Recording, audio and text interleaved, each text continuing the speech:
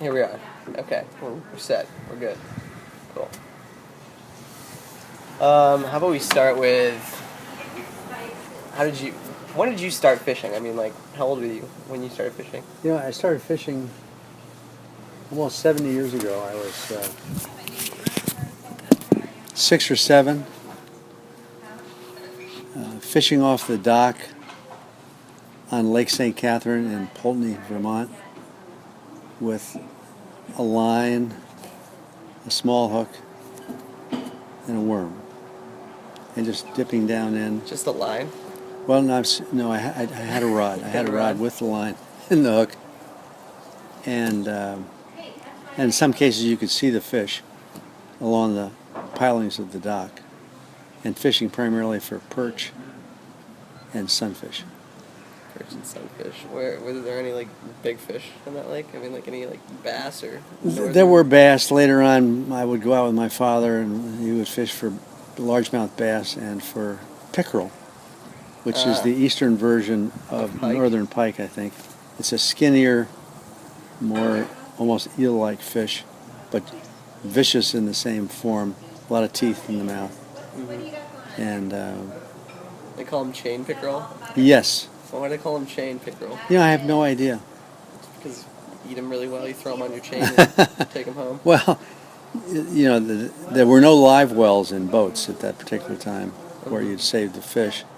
So when you'd catch them, typically you had a metal clip on a chain, which you put through the gill. Yeah, and then put that chain back in the water with the fish on it. Try to keep it semi-alive until you could get home and get it filleted. Okay. But I don't think that was why the fish were called chain pickerel. But I don't know. It's a research project for me. Yeah. And was it your dad or your grandfather who taught you? My dad. Yeah. Was he a big fisherman during his life, or was he was a very serious fisherman, but I don't think he was particularly skilled. I don't say that unkindly. I don't remember any skill tips that came from him. One of the things I remember is as we got bigger, we'd fish with minnows. We didn't buy any minnows. We caught our own minnows. Mm-hmm. My father had a seine, which was a net, 2 posts on either end of the seine, and much like a flagpole. And we'd drive out and get in a stream in a field in Virginia, in Vermont. Mm-hmm. And my brother would get on one pole, and I'd get on the other, and we'd stand downstream from my father. My father would have us put the seine in the water and sort of block the stream, although it was mesh net, so the water went through. Yeah. And he'd come rushing down the river,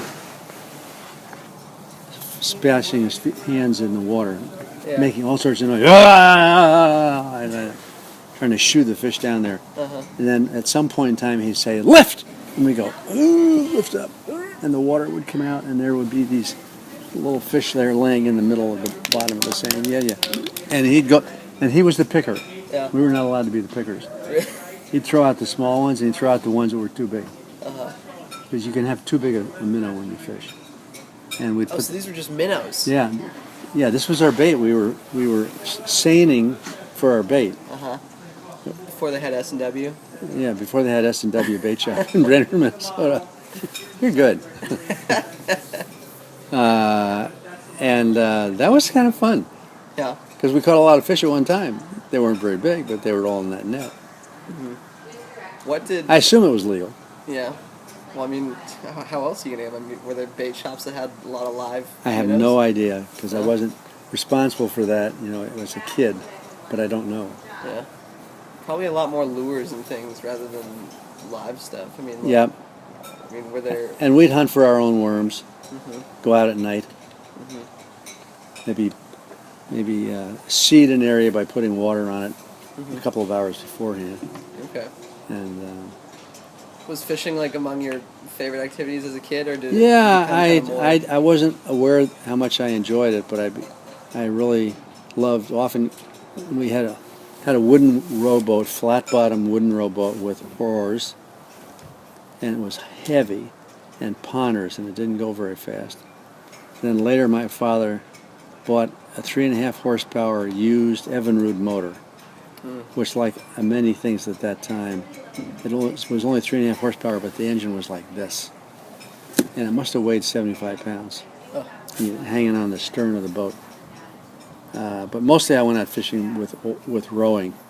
And I'd sit in the middle of the lake, no particular intelligence about how deep I was or whether I was near stuff, but you know, if your line is in the water enough, eventually you catch a fish. You can't catch any if the line's not in the water. It's a good rule. That's a good rule. Good rule. What did it mean to you fishing when you were a kid versus what it means to you now? You know, in a lot of cases, I think that's a good question. I think it means the same thing. If I caught a good fish, I won. Right? If I didn't catch a good fish, I was disappointed.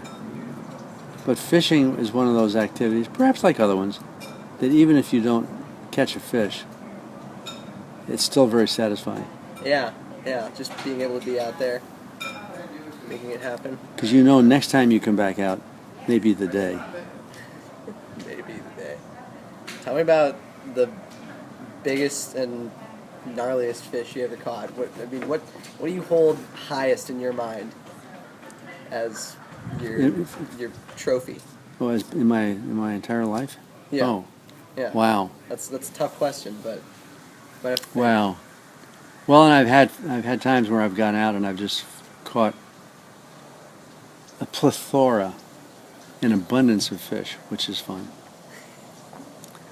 But you do remember the big ones, because they come very infrequently. And I guess the 44-inch northern that I caught up in northern Saskatchewan a couple years ago, I could hardly lift that fish out of the water, and it was ferocious. And I've subsequently caught about a 40-inch muskie, but big is good in fishing. Big isn't always good in everything else, but in fishing, big is good. Except for that one time when I caught that little pike in that picture. Yeah. Do you remember that? I do. Photo of Willie and me. That's. Well, you're still the record holder at Gull Lake off the dock. I think on I must. Senesam. You must have caught and you kept score from year to year. You'd show up and you'd start your summer trip saying I'm at 572, and when you left you were at 661. And you come back and we never wrote all this down, so I can't vouch for your integrity. You know, I think that it might be like underneath Grammy's tree painting in the boathouse, because I remember tallying on the boathouse wall. Okay. Yeah. Really? Yeah. I don't know if I remember correctly, but I think I did do that. Yeah. Yeah. And you know, that's one thing interesting about fishing. I think every fisherman in the boat keeps score. You can pretend you're not, but you're saying, Henry's got 4 and my brother's got 5. Absolutely. And that's really irritating me. None more than Willie is the one. Yeah. You know, keeping score. So we're not stopping fishing until I'm one up on him. But what kind of importance does fishing hold in your mind in terms of, I don't know, activity, you know, with your grandchildren? I mean, like, you know, because I know that it's something that's kind of a theme among, you know, the male grandkids and. Isabel and Addie do it. It's a precious memory. I mean, it's been an absolute privilege. And I had the good fortune of being in an area on a lake where I could pretty generally produce results, because with grandchildren, you can't sit out there for an hour waiting for one fish to bite. You lost them. And then they start saying, no, I don't think I'll go out with you, Grampy. So you got to get action quickly, and you got to be expressive about each fish that's caught. Well, that's been a great privilege. It's been a great source of peace for me. To just get in a boat and drive away.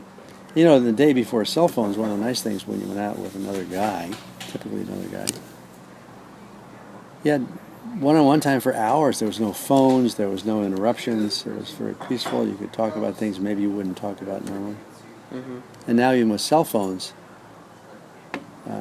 where I feel like I can get away with it, I ask people to either turn them off or not bring them. because if you're going to check your email while you're fishing, no.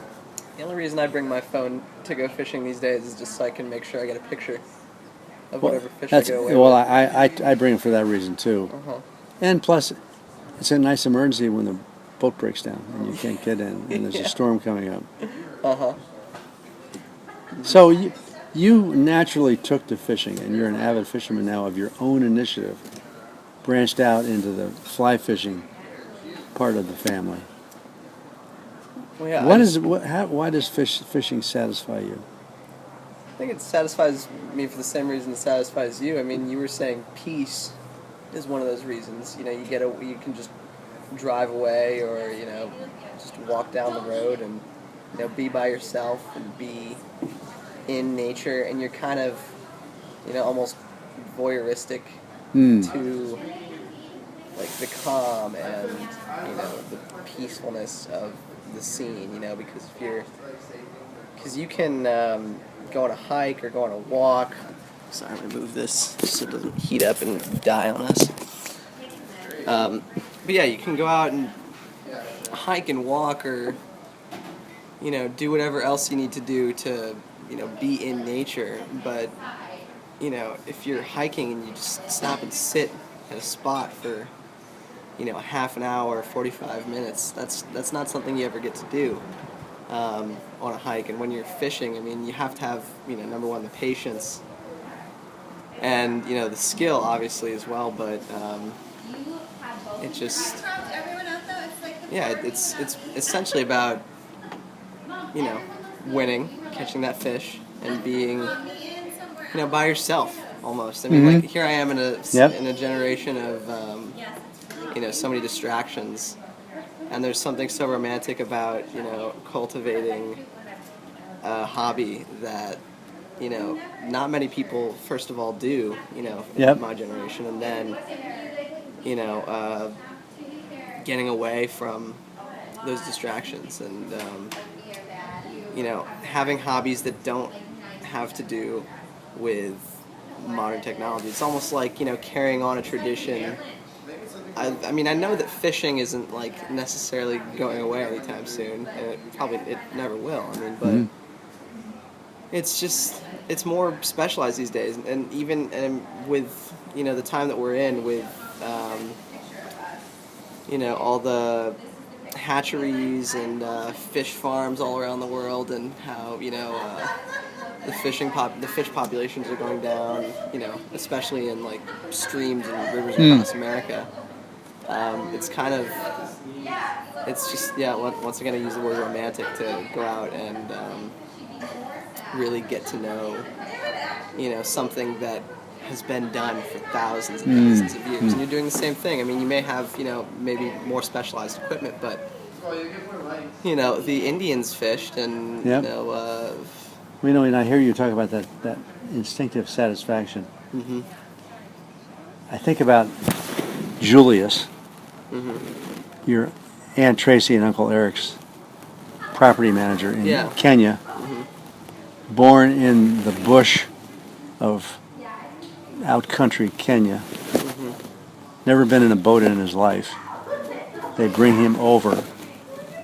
He comes up to the lake, as we say in Minnesota, goes out fishing in the same area that you fished. So he's in a boat for the first time. He catches his first fish. He's berserk, beside himself with excitement. And I can still remember him standing in the boat, having just caught that fish, with an open Coca-Cola in his hand. And he says, America. I mean, it was just like, he was ecstatic, just beyond himself. Because America is this romantic vestige. It's idealized. That's not attainable. And here he was in a boat, just caught a fish, had just had a good meal. And he that was his first fish ever. He'd never fished in Kenya, never been to like Lake Kenya or. No, I mean most of Kenya is bone bone desert dry. Mm-hmm. Most of it's desert dry. There are a handful of lakes.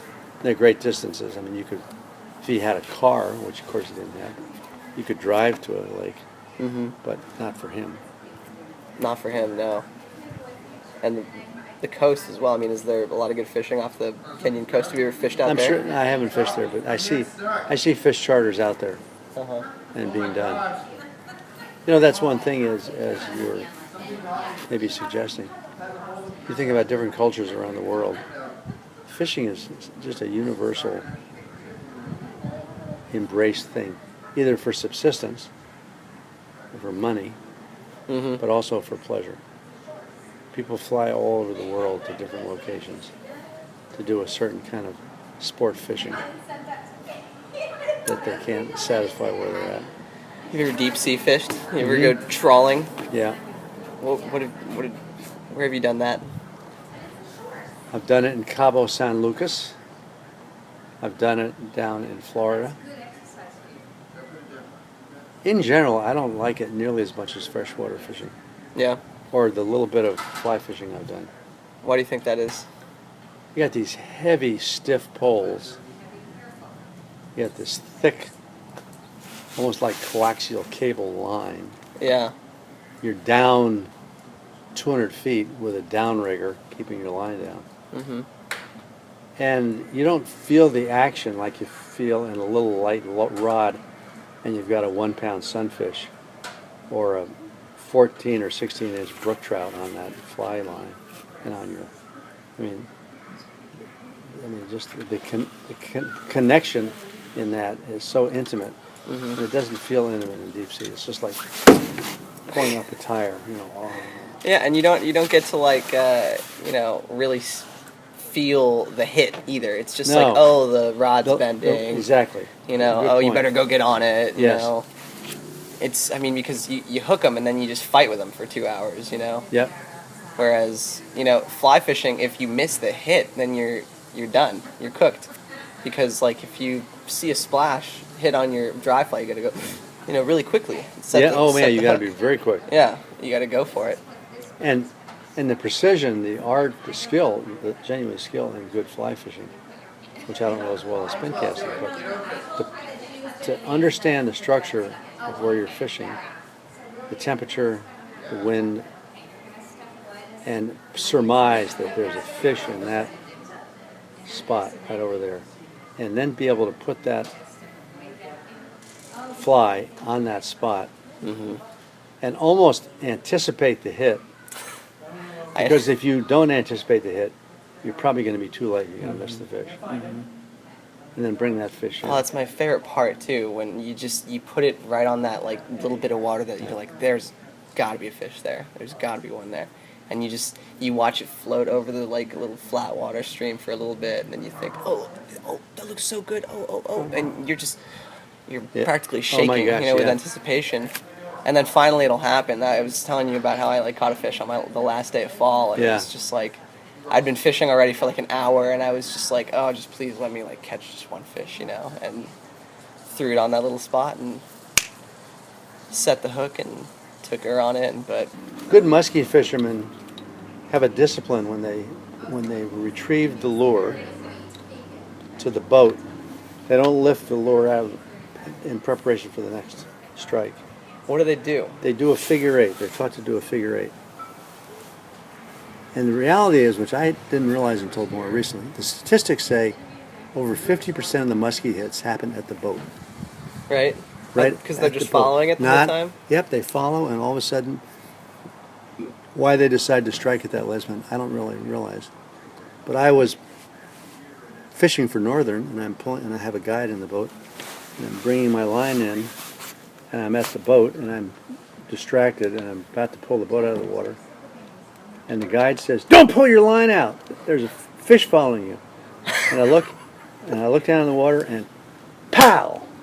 I mean, he was 2 feet from the edge of the boat. This muskie hit my lure, and just the water boiled. And fortunately, my guide was quick, and we got that fish within about 5 minutes, because I was discovering, to the guide's criticism, but I had very little line left on my rod. Uh-huh. It hadn't been refilled. And if that fish had hit And at the early part of my cast uh-huh. and taken off, as they do, strip line, I would have run out of line. But there was a case that I experienced. That fish hit right at the boat. Jeez. Was this the big one that you caught? Yep, Yeah. yep. Holy cow. And the year before, with my daughter, we're fishing for walleye. Mm-hmm. 6-pound test line, single hook, shallow water. She hooks a walleye, maybe 1-pound walleye. She's starting to reel it in, and all of a sudden, there's this explosion out of the water by the boat. And the guide yells, "It's a T-bone! It's a T-bone," which I'd never heard before. But that muskie took off with that walleye, swallowed the walleye. Now you've got what turned out to be a 41-inch muskie, which you would normally fish with a 20-pound test line and a treble hook and a leader, steel leader. Right. Now that muskie is on a 6-pound test line with no leader That's what I fish with. and a single hook. Yeah. And they got teeth like razors all over their mouths. And the fish is going under the boat and around the boat, and Jody is trying to move around in the boat to get away from the fish, get the fish from breaking the line underneath the V of the boat or in the motor prop, and got some help from the guide, and got the fish in the boat. But it was really a miracle that fish the stayed on. 6-pound test. Because you bite through that You line. shred Shred it. Shred the line so quickly. Jeez. So, one of the principles that you've probably experienced, only when you're distracted does the fish hit. Yeah, that's right. You stop for a minute to look at something on your vest, and you've been standing there for 40 minutes with no action, And that and hair you miss it because you're splitting late. second, yeah. Yeah. So timing and alertness is a big discipline issue. I can't tell you how many times that's happened to me. It's like where a hit comes by and you're just fucking with your vest, and it's just they know, they're smart, but they're not that smart. No, that's true. Yeah.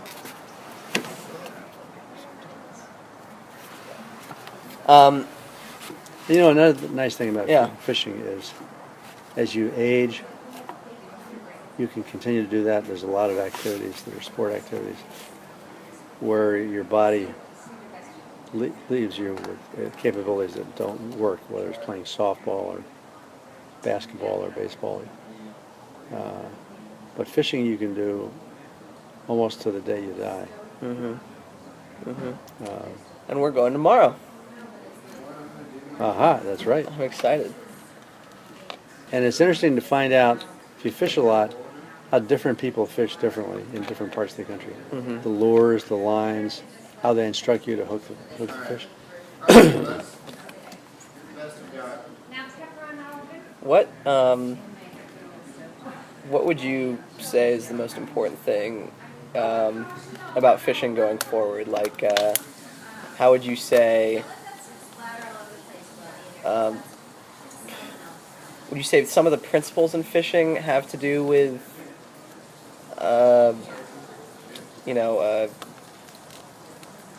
being a decent person, or what are the biggest takeaways for you from, obviously there's the peacefulness of it happening, but how do you apply the patience and the principles of fishing to your own I think life? one of the things, you could go at that question from a lot of different perspectives. One is, like so many things in life, there's a lot more to it than you think there is when you first get in it. The subtleties of what's the weight of your line, how big is the hook, how is the hook canted, is it canted in, is it canted out that way, is it barbless, is it barbed, what's the right temperature of the water when they're going to be hitting, what's the right depth, how do you retrieve the line, is it a slow retrieve, is it a fast retrieve, is it a continuous retrieve, is it a sporadic retrieve, do you zigzag it, do you want to be on the surface and use a surface lure, do you want to be under the water, Do you want to jig it off the bottom? I mean, it's just on and on and on and on. So there's a lot to be learned, which is fun. And so be a good student if you're in a boat with someone who's more experienced than you are. Oh, yeah. Watch what they do. Ask them a lot of questions. And there are courtesies in good fishing. If you come upon an area that's got a reputation for being a good fishing spot, and there are other people in there, bad-mannered people would try to move you off your spot by being getting closer than you would normally want somebody to be. Mm-hmm. So observe courtesies with somebody both outside the boat in another boat or on the shore, and also in your boat. I mean, if all the fish are being caught off the bow of the boat because the way the business is, you want to get in the bow of the boat, but you have to restrain yourself and celebrate other people's victories when you wish it was your fish. That's right. And but fishing is great whether you catch fish or not. And that sounds easy to say when you're not in the boat and you haven't been out there, but it's really true. It's just a great environment to be. It's a nice place to be, to get in a boat and take off towards your fishing spot with dreams of this is going to be the day. I mean, they're going to hit big. And be out there on a comfortable day when it's cool. And in Minnesota, you hear the loons out on the lake. Yeah, there's nothing more satisfying. You know, nothing is disturbing you at that point in time. And savor that, because there aren't that many times like that where you get into isolation. And with rare exception, one of the nice things about fishing, it's not an organized sport. There's not leagues and rules and referees, and there's the DNR. That's right. Which I've been stopped by a few times. So it's been one of my great joys in life to fish. Yeah. And for someone like myself who's in the physical education business, understanding that one of the principles of enlightened physical education today is teach young people active lifetime activities that they can enjoy way after they graduate from college. Mm-hmm. And fishing is one of them. Certainly is. Wow. Well, I feel like I've almost run out of questions. Is there anything else you want to tell me about, fishing while we're baking here in the sun? Are you hot yet? No. What's a tip? What's a perspective you have, or a tip you can give about it? How to be an effective fisherman? Well, I guess something that I never really thought about until I got a lot older was got to be sneaky. Okay. Got to be quiet. Sneaky, and that's not a good word. Well, I mean, you gotta, use that tiptoe effect on the fish, especially if you're. So you can spook the fish. Oh yeah, I mean, especially if you're fly fishing. I mean, you want to make sure that you're moving through the water slowly. You don't want to slosh around.